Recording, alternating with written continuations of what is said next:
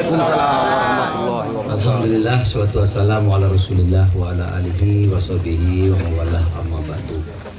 Yang saya hormati saudaraku Ahmad Farhan Habib, Ketua DPD,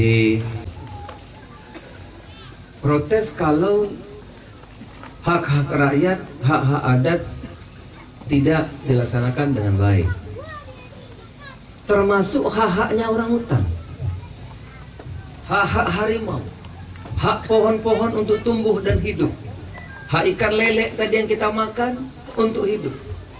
Saya juga protes.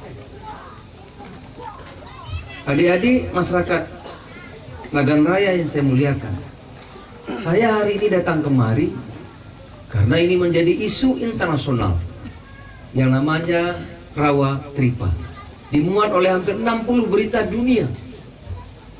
Walaupun ini bukan kewenangan saya.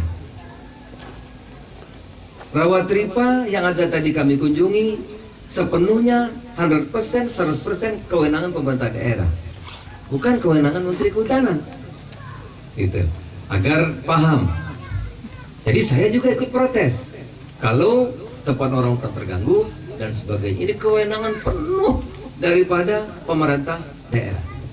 Kita kata Allah Subhanahu wa taala, di muka bumi ini, di jagat raya ini yang tidak ada gunanya.